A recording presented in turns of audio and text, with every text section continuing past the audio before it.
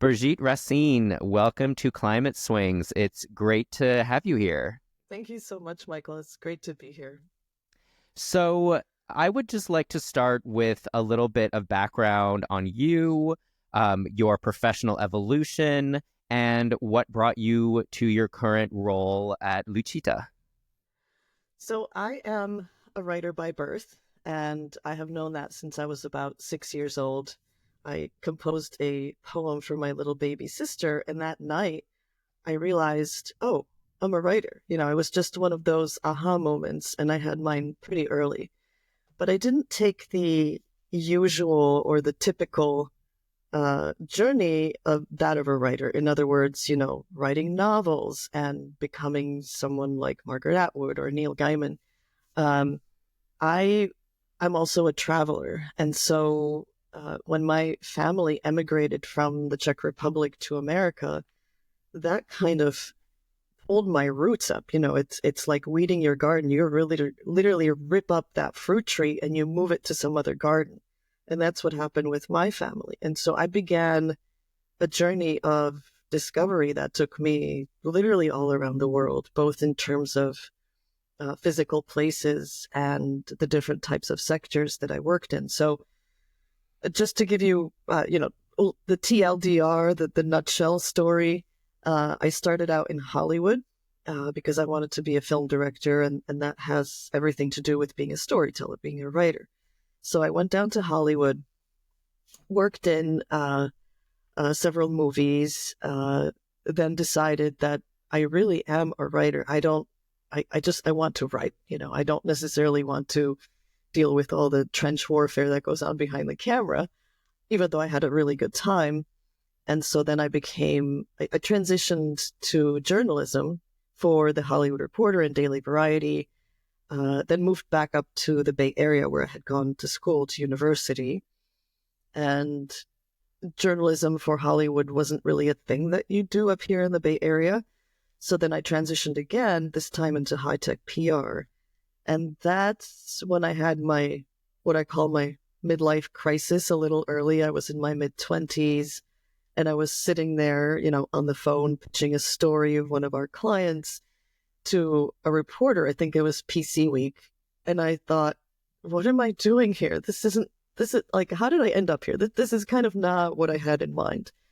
And it was at that moment that I decided I really want to leave an impact on the world. I want to do something that doesn't just tell stories like Hollywood does, fictional stories, but can leave a real mark on the world. And so I started getting involved. I did get involved with a gentleman, a researcher down in LA, Dr. Arnold Newman, and he was working on a book about the tropical rainforest in the Amazon. And he took me on as a volunteer researcher, editor. And so I started working with him. Also, in that same time period, I applied to and got into a program in Spain in international relations. And because I love travel, I love living, experiencing different cultures, learning different languages, I did move to Spain, did that year, and inspired by the experience on the book, I tried to start a film company in Spain to do a series about the tropical rainforest and climate change, kind of like a larger context for that. Didn't work. It was difficult to start a company in Spain as an young American woman. So I came back to the US, had a company set up in 2 days, and that company is LUCITÀ. And so that's how LUCITÁ started. And you seem like the kind of person who brings a lot of your personal background and experiences into your work and into your worldview, which is represented essentially through your work. I'd like to start with that very early formative experience of moving from the Czech Republic to the United States. As I understand, that was an extremely important part of your personal upbringing. You were 10 at the time, and it wasn't just a normal move. Perhaps you can explain a little bit about that.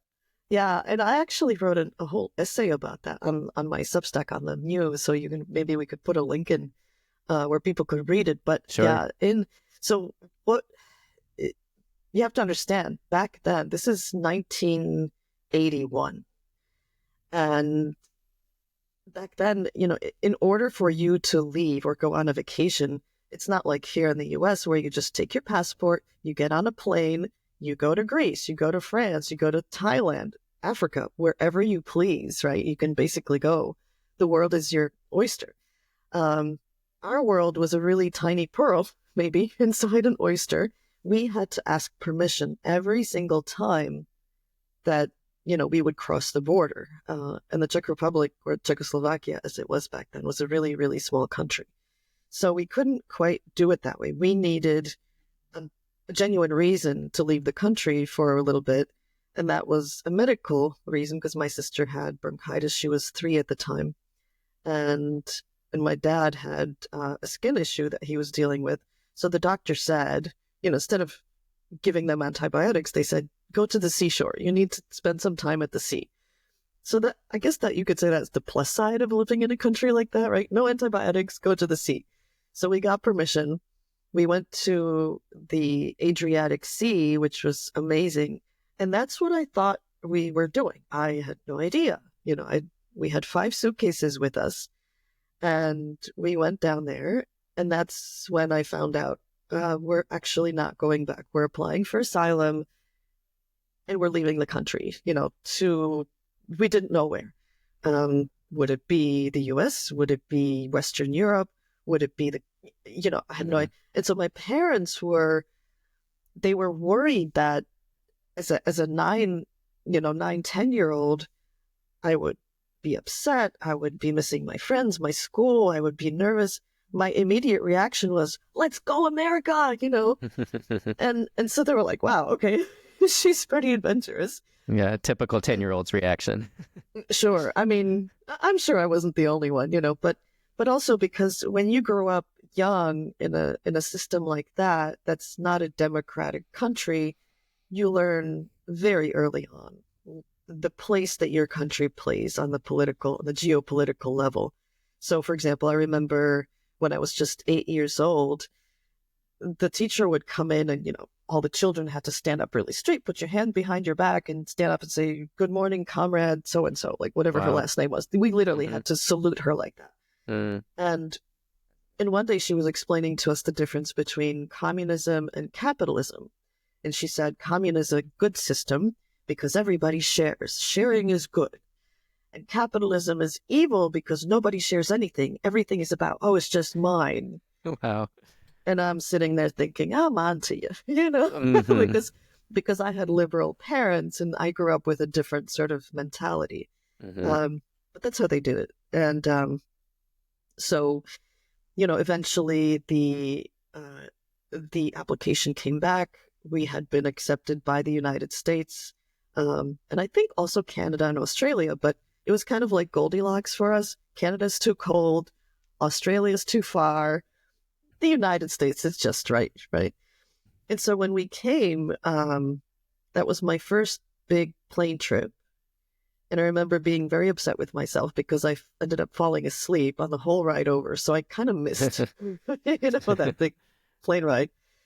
And then when we got here, I was actually shocked at how not wealthy the country was. You have this idea behind, when you're living behind the Iron Curtain, that behind that curtain, everybody's wealthy and everybody has a house and everybody's really rich. And that, of course, is not the case at all. So it was shocking to end up in the place that we did, which was basically a tenement house in Connecticut. We didn't even have a refrigerator. My mom would have to put milk out on the steps because in the wintertime to keep it cold because we didn't have a fridge. It was hard.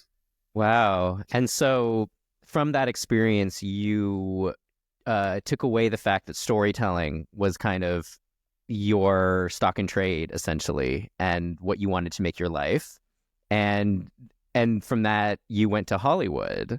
And you are basically the first Hollywood persona, Hollywood director, writer that I've ever had on this show. So I'm really curious to get a sense of what that was like, and to what extent that it kind of cohered with your sort of emerging sense of self and your values, and to what extent it sort of rubbed against that. Yeah. So, to be sure, I didn't actually direct movies in Hollywood. I directed a few things outside, like on the indie circuit. But I did get a taste of that. Um, You worked on Ants, it, isn't that right? I did. I was a production coordinator on Ants. Yeah. Mm-hmm. Yeah. Dragonheart is another one. Um, Truman was another one. It's not True. The Truman Show. No, not the Truman Show. It's just called Truman. It's basically about Oh, President Truman and the gotcha. war times. Yeah. Um, so I mean, I think part of it was that, and I think all immigrants will attest to this. When you come to a country that gives you social mobility, economic mobility, gives you this dream of you can be literally anything that you want to be if you apply yourself. And I'm, very aware that that's not necessarily the case for certain cultures and colors in this country either, right? So, because I'm a white European, so I was given certain opportunities in terms of education, of course, and I took them and studied hard in high school, was able to get accepted into Stanford, which, by the way, I didn't even know Stanford existed because this was the age before the internet. This was 1989. So, let's just remember what that was like. No smartphones, really no internet. I was going to apply to Yale, but it just so happened that we had a neighbor a professor from Stanford who had gotten transferred to Yale. He was our next door neighbor. And it was only because of him that I even discovered that there was something like this university on the West Coast. No idea. Had no idea. Applied, figured why not, ended up getting in. Another journey, another 5-hour plane ride to California. And that once again changed my life. And that was when my California life started. That's when I went down to Hollywood, went to film school after Stanford. So, it's just, there's all these stepping stones. Because I think part of it was because I didn't fit into the American high school, culturally speaking. I still felt very much like an outsider. So I ended up studying most of the time instead of going to parties, and that paid off.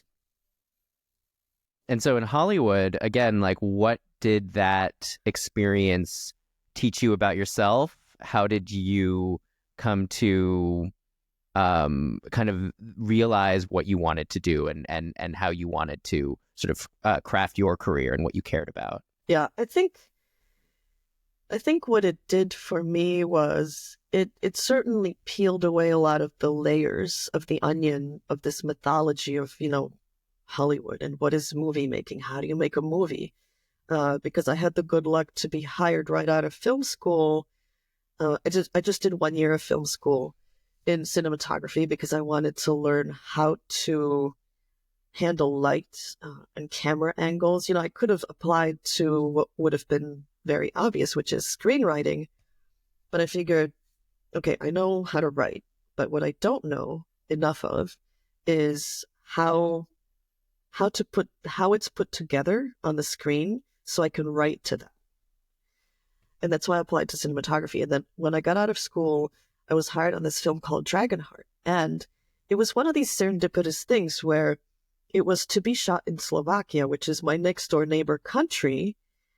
And so I kind of lied in the interview. They asked me, do you speak Slovak? And I go, yeah, which is half true because I understand it. I can't really speak it fluently, but I completely understand it because we're sister countries, sister languages.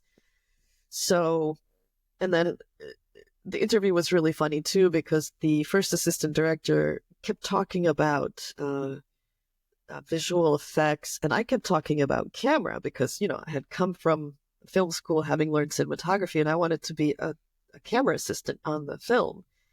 And at one point I realized I'm like, Brigitte, he's trying to hire you on visual effects, so can you please talk about that? So I switched, finally clicked in my brain, and I talked about my computer graphics experience that I had in Stanford and everything, and ended up getting hired. So I was hired to work on the ILM team, Industrial Light and Magic. And this was the first, I think the first or second movie in the history of filmmaking that had as the lead character a CGI character. So it was the dragon that was the lead. And Dennis Quaid was the knight who played kind of second fiddle to the dragon. And I remember he did have kind of a, an ego issue with it. He's like, but I'm the star. That he basically had to play second fiddle to a stick. And that stick was this 18-foot tall pole with a crossbar at a certain height for the dragon's eyes. And he had to speak to that, right? Because that was the placeholder for the CGI dragon to be later placed into the scene. Guess who held that stick? It was you. That was me. Right. So I'm there with my, with my military fatigues, my tool belt, and I'm standing there, not looking at, because you're not supposed to look at the sight line. You're not supposed to look into the eyes of the actors when they're doing their scene. Yeah, because it can take them out of distract them. Yeah, it can distract them. Yeah, so I'm going like this, and I'm holding the stick, and he's saying his lines. I mean, it was very strange for everybody. Yeah. But you, of course, decided that you didn't want to hold sticks or even really work on productions for as your career, essentially, right? So you moved into journalism. And you've discussed stories about being asked what kind of car you drive and living on a houseboat and how that sort of shaped your perceptions of Hollywood and kind of helped you set you on your path. So if you could talk about that a little bit more, perhaps. And I did have a moment of epiphany that led exactly to what you said, and that was on another film. It was a Disney film. I think it was I can't even remember the name of it now. Rocket Man. It was Rocket Man. We were in Houston, and there was a second unit DP, director of photography, who was a woman. And it was literally, her eyes and my eyes locked. And it was literally just 1 second, because she was moving from having just spoken to someone, and she was, in the process of looking over to wherever else she would go. But she took a beat because I think she had to just collect her thoughts. And I looked at her. I was in the visual effects department again, and she looked at me. And this is, I think, what writers do. I don't know if your other writer friends tell you, when I walk down the street, I can imagine everybody's life who's just walking by me, and I could write a story about every single person. And so when I looked at her, I suddenly saw her entire life, or what I imagined to be her entire life. How long did it take her to get to this position? She's in her 40s. She's only a second unit DP.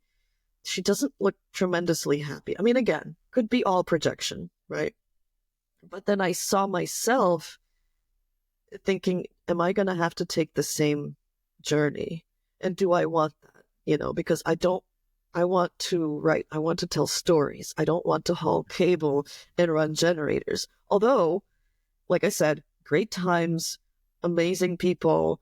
It taught me adventures. Yeah. Adventures. Yes. Yeah. And so that's when the spark flew, and I said, all right, I really have to transition into writing. And so then I contacted the Hollywood Reporter, Daily Variety. They took me on. And this was, again, early on, right, where they really valued writers. There weren't that many of us. Because I had been on set and I understood the technology that was already back then changing, I was one of the people who reported on the first digital cameras, the Sony PD-150s that came in, and was a really good researcher. My editors always told me, you bring in the best numbers. Like, how did you get this information?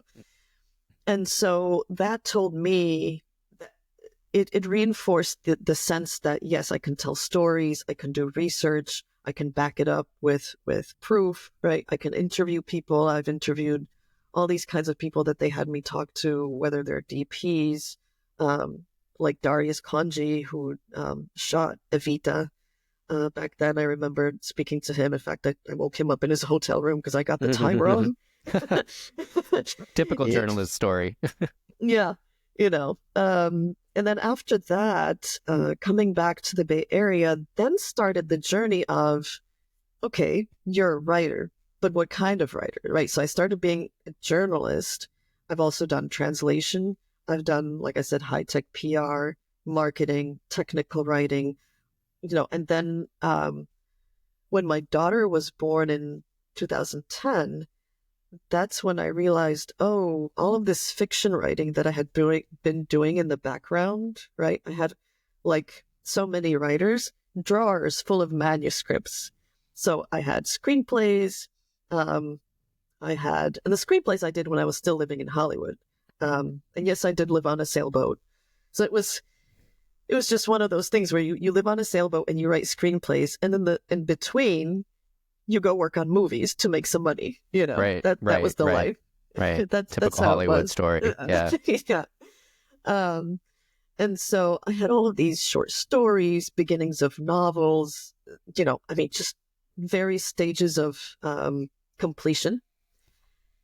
And when my daughter was born, I thought, oh, wait, I'm mortal. That's when I first really thought about being mortal and having X number of years left. Because what happens is you become a mom, and then so your child's life starts at year zero, whereas you're 30 something, right?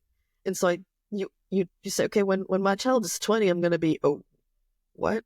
I'm going to be this, 50 what? And so it kind of, makes you realize that you're not immortal like you thought when you were in your 20s. And that's when I started publishing all the books. Mm-hmm, mm-hmm. And we've been talking now for like over 20 minutes, and we haven't even really discussed like climate or sustainability and how that imbued itself into your professional direction and into kind of the big picture of your career and what you care about and how you try to affect change in the world. So can you talk about those early formative experiences working with climate or about climate in climate, and how that kind of entered Yeah, your skill set? yeah, sure. So you remember that midlife crisis that I had, the early one that I mentioned? So after that, when I went to Spain, because I realized, well, my entire resume has nothing but Hollywood stuff on it, right? Whether it's as a journalist or as a filmmaker, documentary filmmaker. So I felt like I should have under my belt something, I don't want to say like more serious or more academic, but just, something that touches the grass a little deeper, which is the international relations master's program that I did in Spain in Spanish. And so when I started LUCITÀ, that's when it really began. So the way that I began my sustainability journey was as a documentary filmmaker. The very first project that LUCITÀ did, this was back in 2000, because I started the company in 1999. So in 2000, we were hired by this nonprofit called Forest Trends in Washington, D.C., and we worked with some experts from the World Bank in forestry. And we basically co-wrote and co-produced this docudrama about sustainable forestry. We went to Belize. I took my crew down to Belize, interviewed some of they had Forest Trends had a program there. So that was amazing. That was a great trip. And we shot a documentary called Green Carbon, which then went around the world. It was distributed to, I think, 30 plus countries. And then after that, I wanted to make another documentary series about climate change.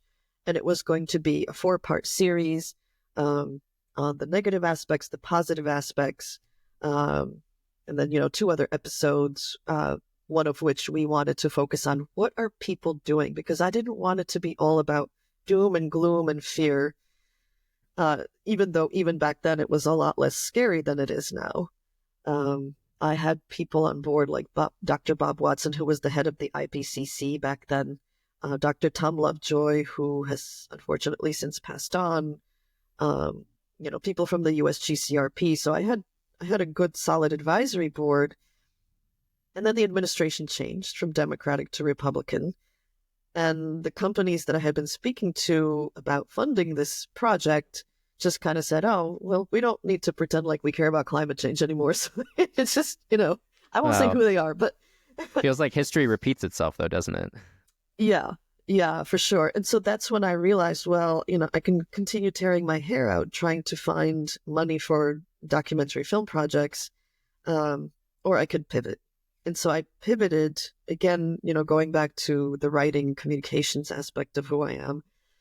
And we started working with nonprofits on sustainability communications, and designing websites for them. So we did that for about, I would say, 10 years or so.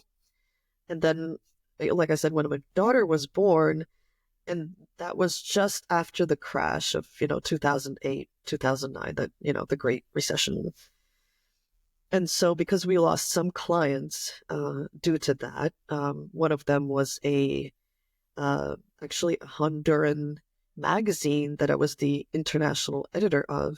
And I had convinced them to start talking about sustainability as part of business, as a good business strategy.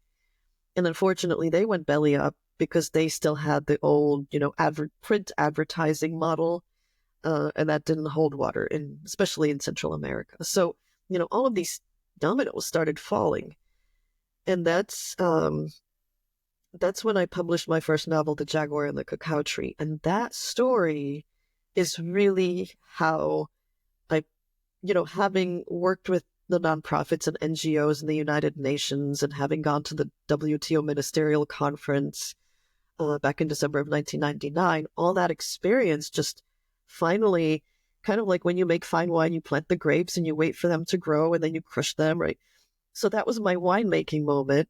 Is I was sitting in one of the United Nations conferences, and I'm trying to remember what year it was, 2000 something. It was here in California, and I had been a little frustrated because I had been attending these conferences many times. I attended them in Europe when I was in Spain. I continued here. This was the conference on specifically they're what different. exactly? So it depends. Different NGOs have conferences on different topics. You have desertification, you have human rights, water issues, climate change, forestry, right? So they're different topics, but we always get together. This was actually part of the UN Global Compact, which was started by Kofi Annan back in 2000, 2001. And my company was one of the early signatory companies. We were like one of the first ones to sign it. And there were bigger companies to sign it too, big pharmaceuticals, big media companies. So there was a small group of us who met on the East Coast and then on the West Coast periodically. And the idea was to work on these issues, but I felt that there was a lot of talk and not enough action, at least for my liking. It just moved too slowly for me. And so I stopped going to those, and I had not a crisis, but an introspective moment where I said, how am I going to affect change? I'm not going to do it by sitting in conferences, because I don't, as the owner of a small business, I don't have enough leverage. I don't have enough power. I can't just go and just hobnob with the trade ministers, because they're not going to respect me as they would the Secretary of State or, one of the trade ministers from the US. Or the CEO of like a Fortune 500. Yeah. Exactly. That's just what it is. It's the truth. And so again, I came back to, I'm a storyteller. Now, let me just hold that thought. Backtrack a few years earlier, where I had written a book about the sacred Mayan calendar, and you think, okay, what does this have to do with the price of eggs? And this is the Mayan calendar that is supposed to expire. That was supposed to expire in December of 2012, right? That bizarre panic. Yeah, and the reason that panic happened is because people fundamentally didn't understand that the Mayan calendar is actually a calendar system. There are at least 3 different calendar cycles. There is the Tzolk'in, which is the sacred astrological calendar, which is 260 days. There's the Hab, which is the agricultural calendar, which is based on the solar cycle, and that's what they used for agriculture. And then there's something called the long count. And the long count counts these vast, millennia-long geological cycles, not human lifetime. These are vast cycles that kind of, think of it as the large gear, the middle gear, and then the smaller gear. And that's how these work. And the long count, it just so happened that one of its large cycles was to come to an end on December 21st, 2012. But then another one would just start. It's not like it's the end of the world. Well, some people thought it was, but clearly Yes. they were misinformed. Yeah. And I remember we had a Facebook page, we still do actually, and some people were upset with us, and they would post on the Facebook page. They were upset the world didn't end. They were. Yeah. Well, you know, there's a few nuts in every bag, right? Yeah. And I'm going, really? I mean, if a prophecy like that didn't come true, I'd be celebrating, not being mad, you know? Right. I guess they had to return the bunker. I don't know. So anyway, I had written the book about the Tzolk'in, the astrological calendar, and I had written it because I saw that the Maya didn't have a voice of their own, that there were a lot of white Western authors who would write books about the calendar, and they would either intentionally or unwittingly misinterpret it. And they, you know, because they were white Western men, the publishers were a lot more interested in publishing them than they were in the Maya, because the Maya don't speak English. They don't have the marketing dollars. They don't have the reach, you know. And so to me, it was like yet another way they were being colonized. You know, their culture was being appropriated once again. And so I said, all right, I'm going to write a book. I'm going to talk to one of the elders. And I did. I called him up on the phone in Guatemala, interviewed him, and wrote the book to say, this is how the Maya really approached their calendar, you know, and try to bring it as closely as I can to the modern audience, but still respecting their culture. So a part of that book talked about the creation myths of the Maya, which involve cacao and corn being brought to humankind by the gods. So the reason this is important for the book about the jaguar and the cacao tree is because I was thinking about, you know, how do people change? How can we change people's behavior? Because fear isn't really going to do it, right? Then I thought of that quote by the Senegalese engineer Baba Dioum, which says, in the end, we will conserve only what we love. We will love only what we understand. And we will understand only what we are taught. So it goes, you know, if you really think about it, it goes back to education, right? Elementary, like how, when you're a child, what are the first things that inform your world? Are you, like, for example, for me, there was no plastic in my world. I mean, we had a car, but, you know, we cooked at home. Nothing was processed. Nothing was prepackaged. That just did not exist. That was one thing. So it was that connection to food for me. And also, I had grown up, again, because there were no smartphones, no internet. I grew up with two television channels, one in Czech, one in Polish. So effectively one, because I really couldn't speak Polish. That's too far removed, even beyond Slovak. And then it shut off at 10 p.m. There was like snow. There's no programming at all. So, you know, my TV time was 5 minutes a day. And so I read books, and I read The Hobbit when I was 8 years old in Czech. Kudos to whoever translated that. I read a French mythology, like a French romance, medieval romance novel, romantic novel, I should say. I read Chinese mythology. I read Polynesian mythology. I mean, just, you know, how did the world get created? How do different cultures around the world see the world? And I think that actually has a lot to do with sustainability. You know, we talk about the global South. You can't talk about the global South unless you actually gone there, read their stories, talked to the people, maybe even lived with them. You know, otherwise you are multiple steps removed. And so all of that, the love for food, the connection to the land, and this love for mythology coalesced into this story of the history and the mythology of cacao, because it's an ancient food. It's a sacred food, 5,300 years old. Like, it's like bread, wine, corn, chocolate, those are our sacred ancient foods. And if we, to that quote that I just read off, if we can understand cacao, then we will learn to love it on a much deeper level than just, oh, this is good stuff, right? It tastes good. Yeah. It tastes good. It's, I'm going to buy some of it for Halloween or Valentine's Day, whatever, but I don't really understand it. It's like, where does milk come from? Okay, hopefully most people will know cows, but where does cacao come from? Where does chocolate come from, right?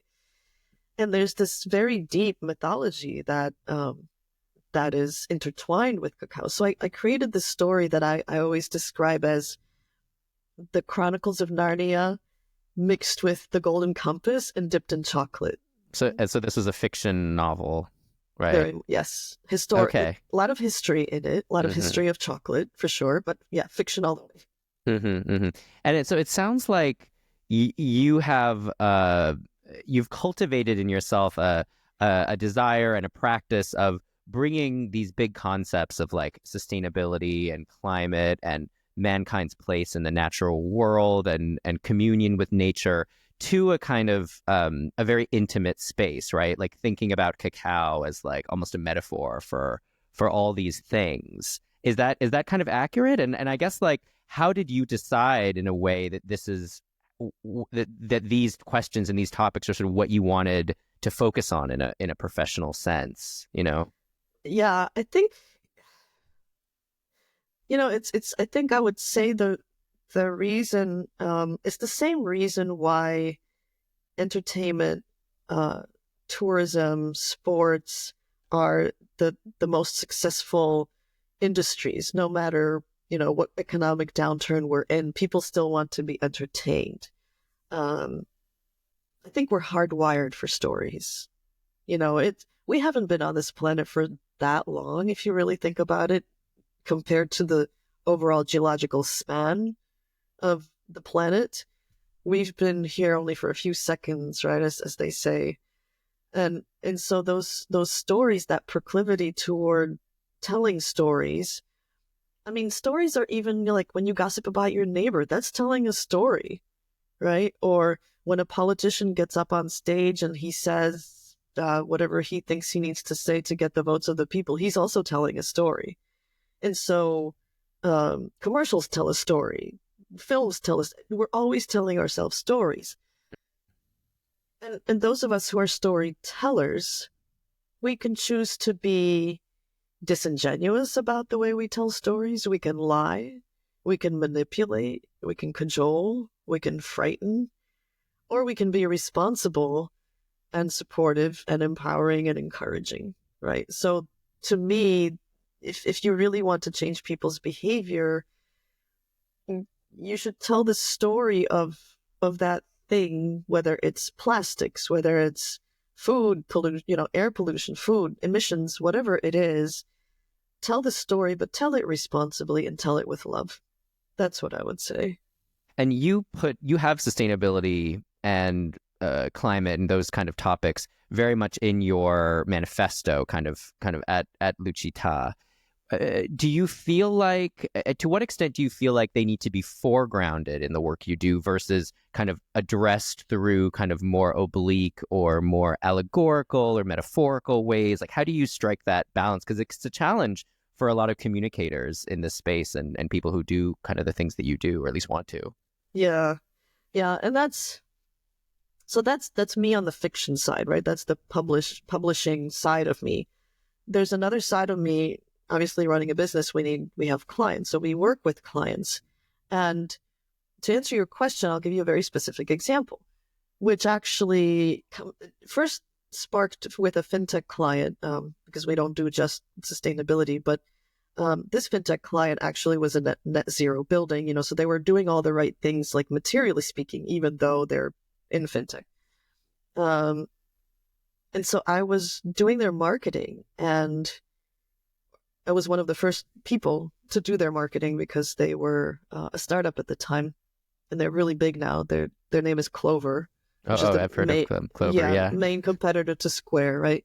And so at the time, they were having, a bit of a challenge marketing their point of sale devices to the small business merchants, and like any other tech company, they would focus on the bells and whistles and the features and, the software, and look at The the beautiful, specs. Yeah.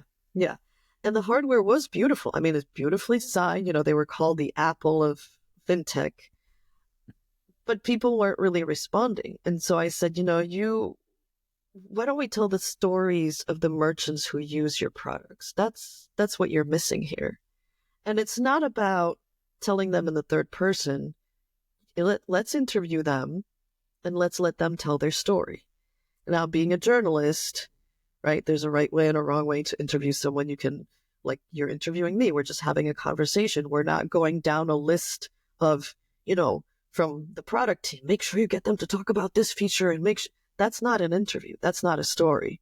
Never. I asked them, what's your origin story? Tell me about that. And they just opened up the floodgates. Everybody had a different story. You had someone who's a boutique retailer, someone else who started a chicken wings restaurant in Florida, right? There's all these different stories, which were amazing. And the most interesting story was one in a cafe in New Jersey bought by a couple whose daughter had Down syndrome. And they said, did you know that when you're 18 and you have Down syndrome, all that support, all the social support that you got goes away. You're considered an adult and good luck to you. And they're like, but how is a person with Down syndrome supposed to just, go out on their own? And so they bought this cafe and they hired only people with intellectual disabilities. And it turned out that Clover's interface was so intuitively designed that these people could take orders. They could, have customers pay their bills, no problem. The customers were stunned because, of course, the usual idea of someone who has an intellectual disability, you think that they can't do anything, which is, of course, not true. And so that turned into a story not overtly about Clover. It was a very human story, a story of empowerment, people with intellectual disabilities. And yes, Clover's there, So you don't constantly want to just throw your client or your marketing points into people's faces. Just be real and tell the real story. They get it. They understand, okay, it's Clover, here, it's on Clover's website. We get it. We don't need to be whacked over the head with it. Yeah. And I think that's what a lot of communicators, a lot of marketers miss. Yeah. I mean, kind of whacking over the head, I think, is one of the Achilles heels of the climate movement in a lot of senses, is that a lot of people feel like they're being whacked over the head and they're being lectured to, and they're being, read a list of facts and figures, or conversely, they're being, shown a photo of a polar bear struggling on an iceberg. And what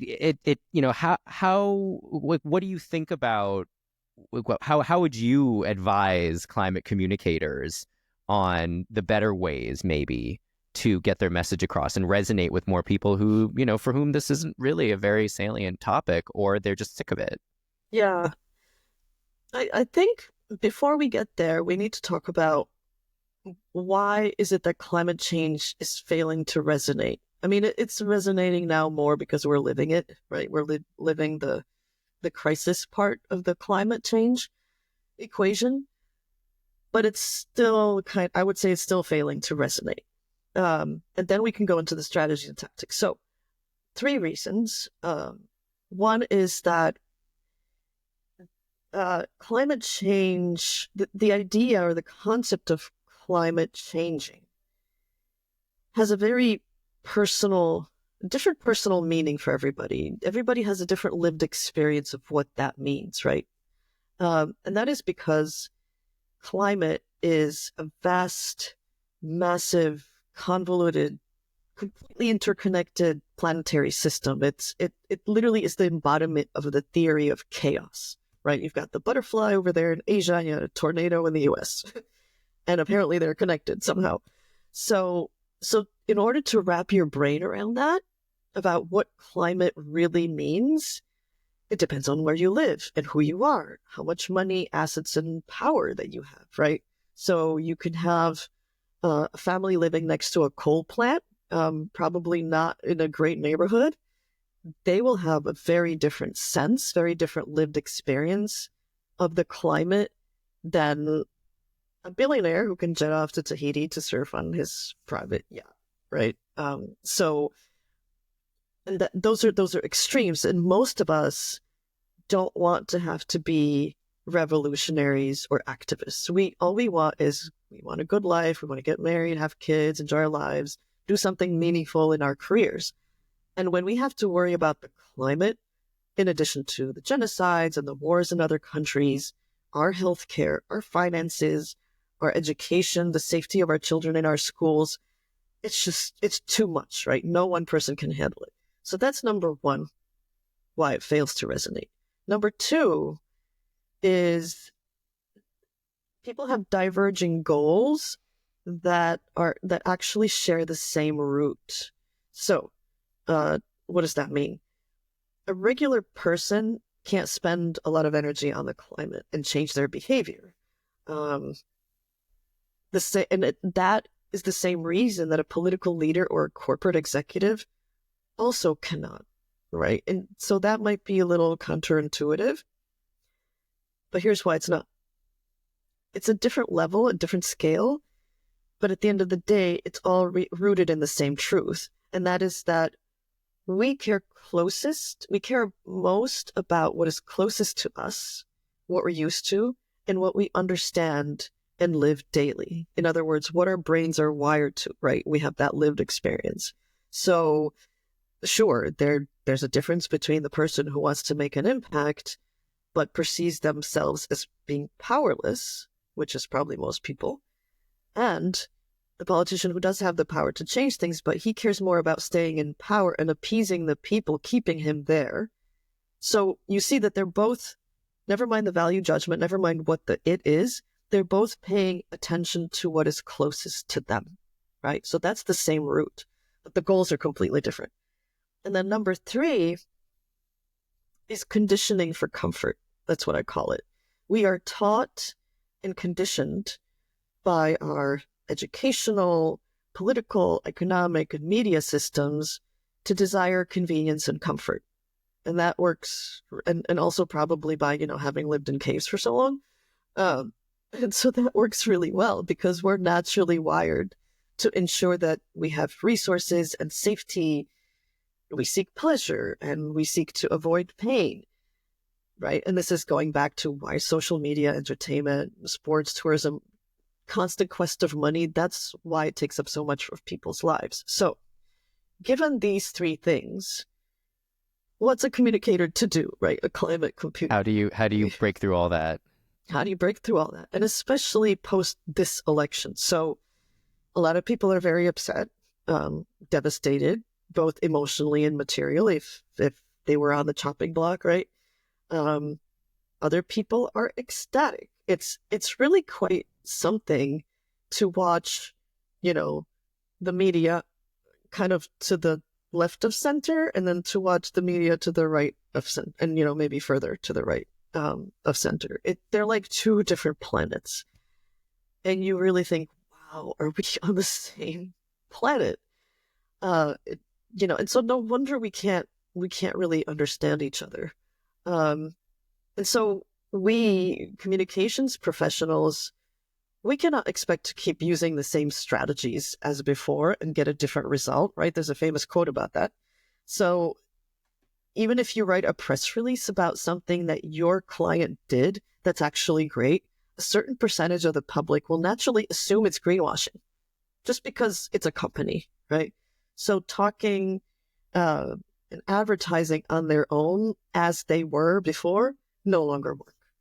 You have to now earn the trust and the respect through action and through relationships, the way that you treat people. Hello, United Healthcare. So in a way, it's back to the good old ways of doing business and fostering relationships, and certainly not using AI to read resumes and determine who gets healthcare and who doesn't. That's not the way. So what that looks like directly on the ground, I think Yellow Dot Studios is doing a great job. They're using humor. a little bit of satire, a little bit of sarcasm. I would say all the late night shows. My God, I mean, if everybody could just take a stand-up comedy course, I think that, the humor really does break through, because there's just been so much pain and so much negativity. Yeah. You're not the first guest I've had that's mentioned the use of humor as a tactic in sustainability and climate communications. Have you used it yourself and for a client or in your own work? Yeah, we're about to. I can't say what we're gonna do, but there's a client that, just watch us April Fools. So, Okay. And this but is in sustainability specifically. yeah, this is in electric vehicles. Interesting. Yeah. Okay. Interesting. But we did do, actually, Valentine's Day just happened, and so one of my clients who's in the electric vehicle space, they provide extended warranties. And so it just so happens that they launched their extended warranty in 2019 on Valentine's Day. And I said, "You didn't." And they said, "We did. We didn't mean to. We just did," because they were like so heads down working. And I said, "Well, that's brilliant. Why don't I write a sonnet?" And I did. I could send you Fabulous. the link. It's the "How Do I Love Thee" sonnet by Elizabeth Barrett Browning. And I just wrote a version for, "How do I love my EV? Let me count the ways." Oh And my so gosh. that's not humor, but it's fun. So either fun or humor, It's different than what people expect, Yeah. right? It's not the same old for sure. So Brigitte, you have a very strong sense of, your own kind of worldview, your own theory of change, essentially, around how to communicate and around how to affect behavior change in others. What's the interface with the clients like? I mean, when you're, going in for the pitch or when you're working on projects, like how do you make sure that the client is on board with what you're delivering? Because you're not just a service provider. You're clearly a true thought partner with your clients in a lot of senses. Yeah. I would say that, first you got to pick your clients right. I mean, it's kind of like, who do you date, right? On a personal level. So, Yeah. you really have to have a good chemistry with the people that you're working with, because otherwise it doesn't, sooner or later it's going to tank. So, and then it becomes so much easier, and then it's really not a hard lift, because you both have, or you all, I should say, you all have a similar goal. You all want to get there. And if they're the types of people who are not, it's not about their personal ego. It's about the project and the impact of that project or product or service or whatever it is, right? That is true team effort. If they're those types of people, the story kind of writes itself, I mean, we were just on a call before you, and we were brainstorming about something, and I said, "Well, how about this?" And then, their VP of sales said, "Oh, how about this one? Yay." And then it just coalesces, and you come up with the best thing that you yourself couldn't have come up with. So that's how I like to work. I mean, sure, I can bring in a lot of my strategy, and I do, right? Because I have, and I think it's also very helpful that I am a literary author, because I bring that storytelling to the table. I don't look at it just from, oh, we have to do a press release, and oh, we have to do Google ad copy. I literally don't think like that. I go straight to the jugular. I go straight to the story. What's the story here? And what's great is that some of my client teams, they're really picking up on that, and they're starting to think like that. So then I no longer have to do all the heavy lifting, right? Because I can only service so many clients at a time. So I like to teach them how to fish, as it were. And in terms of kind of the value system, how do you know that the clients are aligned with what you care about? I mean, you have strong views about sustainability, climate, et cetera. What's the kind of process that you, or the sort of criteria that you look at there? Yeah, I mean, they define themselves really, electric vehicles. I mean, sure, there are certain aspects of the production process that are still fraught, right? The rare earth, the metals and all of that, where are they mined? But it's very hard to find an industry that is completely squeaky clean. So, does that mean you basically curl up under a rock and don't do any work? No, you work at it, right? Now, there are certain sectors that I will not work with, no matter how great the people are. Tobacco, guns, fossil, like oil companies. There are certain sectors that I will not work with. But given that, food, marine carbon capture, decarbonization of buildings, there is so much out there that's possible that it then no longer becomes part of, which sector. It's rather, what is the story that they're telling and who are they as a people? Because I want to have it's not just about having an enjoyable time. It's about not having to butt heads.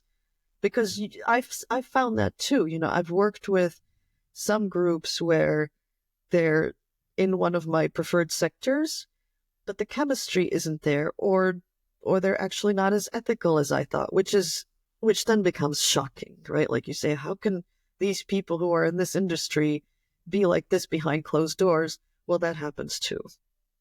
Whether they're nonprofits, whether they're corporations, they're people. So Yeah. you get it's all kinds, Right. even in this space. Right, of course. And then how do you kind of pay it forward? Like, how do you mentor others? How do you kind of bring up, the sort of spread your lessons and your sort of sense of what works more broadly? Yeah, I mentor younger people, younger professionals. I give some of my time pro bono, for example. That's another way, right? Um, I will discount my rates if there's a startup, that can't afford the full rate. I will give them a nice, healthy discount just so that I can work with them. I'll secretly not bill them for some of the hours, right? I mean, there's so many different ways. I would say a mix of volunteering, mentoring, and pro bono and discounted work. Mm-hmm, mm-hmm. And I guess just sort of thinking back about, all the work you've done and the sort of twists and turns and the different swings that your career has taken, is there anything that you would maybe tell your younger self about the trajectory that you've chosen? Maybe help yourself shape the future that you're ultimately doing now? Yeah. How many things you said? 3 things? Uh, As many as oh, maybe we'll cap it at 3, but as many as you want before yeah. up to that. Well, when I told my younger self, I would first and foremost tell myself, start publishing sooner. Don't wait until you become a mom, for Christ's sake. I still have manuscripts that need to be finished. It's just like, how do I get 48 hours in a day? So I would say, yes, number one, start publishing sooner, get your words out there, get your message out there. And that doesn't necessarily mean just books, right? I mean, I have a newsletter called The Muse. I should have started that sooner. All this stuff. Number two, I would say to trust in my own power and intelligence more. And that, again, I think it comes from having been born into a country where you're suppressed. Your voice is suppressed. You're not encouraged to speak out. So, being both a girl and, having grown up in a communist country, there's like a double whammy against you. You're basically taught to just be quiet, do it like like the boys are doing it because you're a girl. I mean, that's literally how I grew up. And I think a lot of women will be nodding their heads when they hear that, especially us in this generation, right? And then I think the third big one is to be a lot more financially savvy and forward looking in terms of personal finances. So what does that mean? That means that when I was 20, I mean, I hadn't had any financial education, either at home or in school or anywhere. And then when you couple that with, being a dreamer and being a writer and wanting to travel, it's like, you don't think about financial stability that early in your life, but you should, right? Because if I had, let's say, I had put more into my 401k, the small one that I had when I was at the PR company, I'd probably be a multimillionaire many times over now. And then you can really help, right? So it's that it's not about money for its own sake. It's about, like, when you're on the plane, put on your own mask first before you help someone else. It's the same thing with finances. You can't help others if you're not financially grounded. I look at all these billionaires and I think, you look at someone like Mackenzie Bezos, or I don't know what her last name is now, but, the former wife of Jeff Bezos. Look how much she has done. And then you look at them, the boys, not that this is a gender thing. I don't want to say that. But if you have billions, maybe you should think about where you're spending that money. And kind of as a final question, what, thinking, to the end of your career, and of course, that's you're nowhere near to the end of your career, but what would you want your sort of last word to be? What would you want your epitaph to be about the contribution you made and the sort of the change you were able to create in climate and sustainability or otherwise? Yeah, hopefully I have another 50 years. So, I would say, if I could say, or people could say, that I inspired people to think and to think for themselves and to see the multicolored, sometimes difficult nuance in life and to use their minds and hearts for good, then I will sleep very well for the rest of eternity. Well, that's a wonderful place to end. Birgitte Rasine, thank you so much. This was a wonderful conversation. Thank you so much, Michael. I loved every minute.